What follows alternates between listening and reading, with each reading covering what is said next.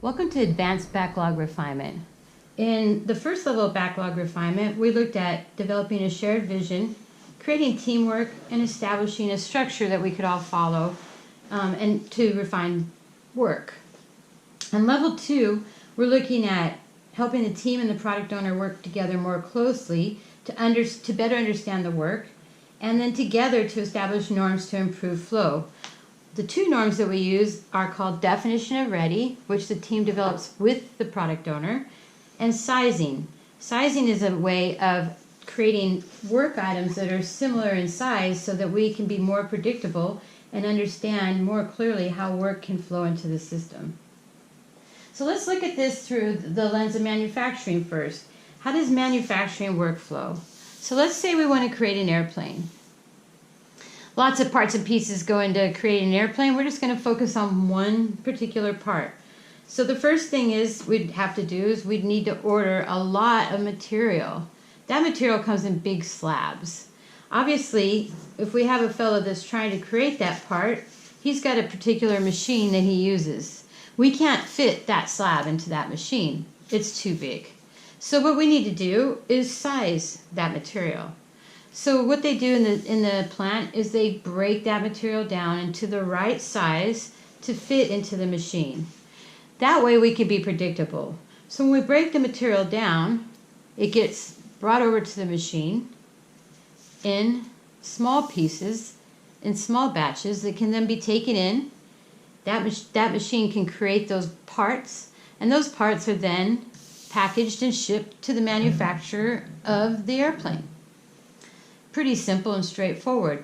We know that cycle time takes about 3 minutes for that machine, and in that 3 minutes it creates one product, one piece.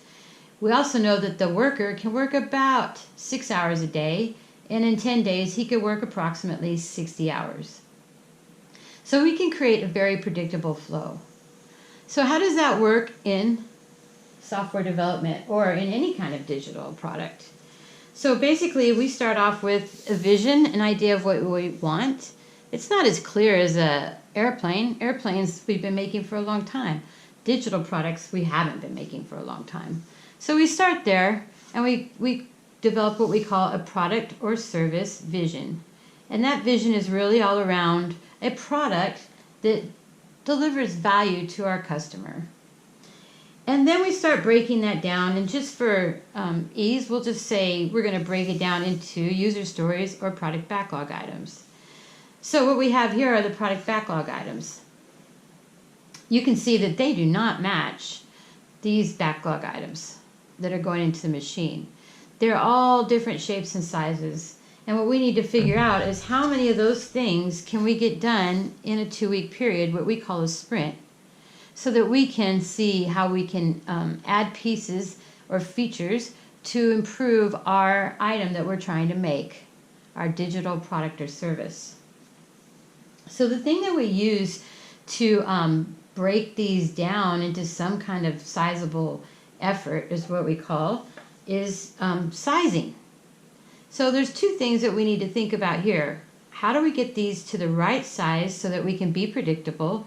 And then also, how do we define as a team what that size is? That's what we call definition of ready, ensuring that we have the right size and the team agreeing on what that is. That's where we use what we call sizing in backlog refinement. So during backlog refinement, we're actually at the same stage we are in manufacturing. We're looking at those items and trying to decide what's the right size to take them to our sprint. This is done before sprint planning. This is done in order to inform the product owner of the size of their high priority items, or their items in the right priority. This does not set the priority, and it is not a commitment exercise. This exercise is around understanding the size of the items. So let's look at these items. What do you think, Joe? Which item do you think would be the smallest piece of work? That's what we call calibrating the number 1. 6. 6 looks like the smallest piece of work. So let's just put the 6 here. This is our 1. And you don't have to use the number 1. You can use 100. You can use small. You can use anything anything you want. Whatever sizing mechanism you're using, that's up to you and your team. What about 9? 9 and 5 look kind of scary. They're different completely, although they look small, so the volume of work looks small, but the complexity and the risk of unknown is high. So even though they look deceivingly small, they could be very complicated. Okay, 4? 4 looks like it could be almost 2 6s. So if we split 4 in half, maybe we could have the 4 be slightly bigger. And we're going to say it's not double the size of the 6, but let's just say it's a 2, or we could call it a 1.5, or whatever number you want to call it. Or we could say this is an extra small and this is a small, however we want to do it. 3, I would say, is next. Yep, 3 and 7 look very similar. Yep. So these would be our next ones. And 3 is higher priority, so we'll put those in there. And we'll say, compared to the 1, they're about a 3. So they're about twice as big as the 1. Does that make sense? Yes. Okay. And then now we've got to deal with the 1, the 8, the 2, and the 5 and the 9. So let's just take the 2 and say, automatically, that does not meet our definition of ready. It's too big. That needs to be broken down. So what does that leave us with? 1 and 8. And 1 and 8, they look very similar. They're actually just a little bit slightly different, but they look very similar. So let's just say 1 and 8 are the next biggest.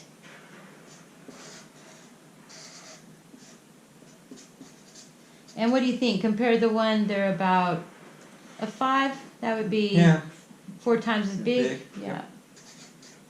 And then we have our 5 and 9. Where do you think they fit? Well, they're going to be probably the same, 5 and 9, because they're both unknown. Mm-hmm. So maybe, even though they look small, let's make those an 8. An 8. And again, it could be extra small, small, medium, large, and extra large. Okay. Right? T-shirt sizes. Yeah. Yep. Yeah. You can use any numbers you want here, but we know that these two might be fairly challenging. So what we do is, over time, what we do is move these as we can into the sprint. So based on the stories that we brought in the last time, or the PBIs last time, we kind of look at these and say, well, when we do sprint planning, we'll have a better idea of what could be brought in.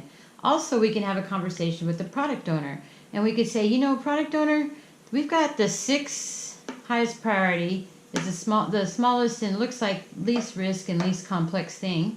And then we've got 4, which we've broken in half, 3 and 7. So we've got 5 items here that aren't the highest priority, but maybe you might want to look at priority and say, hey, we could probably get these done quicker, and maybe they'll bring some value faster. So that's a conversation to have with your product owner. We could also ask, product owner, can you break these down, this 1 down, so that it's about the same size as a 6 or smaller, and then that would get that done faster as well. So in the backlog refinement, are we actually going through the stories to see their complexity, Absolutely. the unknowns? Yeah, absolutely. Okay. We're just kind of visualizing it here, but that's what it's all about, is having those conversations. The backlog refinement is really to push the conversation of what's ready to go into the sprint, number 1, and then also getting input from the developers to say, you know, this 5, it looks small to you, but that looks really weird to me. So how do we work on that to maybe make that a little bit more like the others? But the idea is that we want to get away from this, and we want to move our team to this, right? Because ideally, we want to get to small batch flow. So when a team first starts out, it's almost like we're training the product owner to say, this is what we can do. This is what this machine can do. We know what the machine can do. Let's have a conversation about what that backlog looks like so that we can break it down and get better over time. And what you'll notice over time is the team will start tasking these stories out, and you'll start to see trends over time. You'll start to see, as a good Scrum Master or team leader would do, they would start looking at the hours versus the size, and plotting those out every sprint to say, hey, you know what I'm seeing, team? I'm starting to see that we have stories about this size, and about this size. On occasion, you'll get the various outliers, but for the most part, I think our stories are kind of falling into these areas. And that's great, because then you get rid of all this sizing and you move to more of this type of sizing, where you could say, okay, let's take those stories in. Is it this size, a small, medium, or large? And we can start to say, as a team, we can move away from sprinting and we can start looking at Scrumban or Kanban. We could start to say, hey, you know what? We know our stories are about this size, and this size. So we can start looking at how many of each of these can we bring in and how many of those can we get flowing through the system over time. Does that make sense? So is it still the 2 weeks that we're working? It depends on what you do. You can do Scrumban, which is 2 weeks, and you plan for 2 weeks, but you plan with more of educated thinking. And the way that you do it is, there's several ways to do Scrumban, but yeah, what you can do is say, hey, we've got so many bigs we can get through, so many mediums we can get through, and so many smalls we can get through. Okay. Or you can use Kanban, which is really starting that flow thinking of, just pulling work in. And at every so often, the truck comes to the we always say the truck comes to the dock and loads up what's ready and off it goes. Obviously there's no truck, but. So if you use Kanban, do you still do backlog refinement? You don't necessarily have to do backlog refinement. And this is what I say, if you don't like estimating, get good at it. If you get good at estimating and can get your stories to about 3 sizes, let's say, to begin with, and that's really where your Scrum Master is looking at the trends over time and helping the team get better, then you don't really have to do backlog refinement. You can start to say, hey, we know we can do about 3 of these, 2 of these, and 5 of these, or something like that. And that's what you want to get to. That's the next step, right? And then the final step that you really want to get to is what we call small batch flow. So over time, what do you want to get to is your team's gotten good enough to where the work gets broken down in such a way that we don't have to do any of this. And we can actually go from what we want, we can get it broken down, and then move to the team can pull it in. Obviously, we don't have a forklift driver. The team can pull it in pretty predictably. That means you reduce your backlog refinement time. That means you reduce your planning time to nearly a few minutes, honestly. And you kind of know that your team in a 2-week period gets about 10 to 20 stories done, or whatever the number is. And that just reduces a lot of time spent trying to break these big pieces down into something that can be pulled in by the team. So if you think about it, when you think about backlog refinement, a lot of people don't really like it, or a lot of people think it's a waste of time, but it's key to predictability. So if you think about it, sizing equals flow. If we want a predictable flow, small batch flow moving in to delivery to our customers, get good at sizing, get good at tasking out your stories and sprint planning, and in time, you'll create a small batch flow mechanism. So what if you don't size? If you don't size, can you reach this? You can. You can actually reach it. You can look at lag indicators. You can look at sprint reports and say, oh, we're not getting work through. Sometimes, though, when people aren't getting work through, what they tend to do is actually increase the effort rather than get the stories the right size. So what we suggest is put the discipline around getting the stories the right size, and you'll get to this small batch flow faster and more sustainably. Sounds good. So it takes effort. It takes time for teams to build that ability.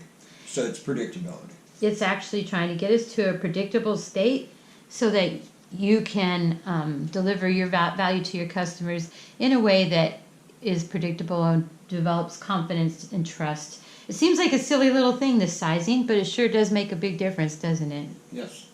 So yeah, if you want to know more on this topic or many, many others, you can join the GEM Global Learning Community at powersds.com. Thanks for joining us today, and hope you learned a little bit about sizing and flow.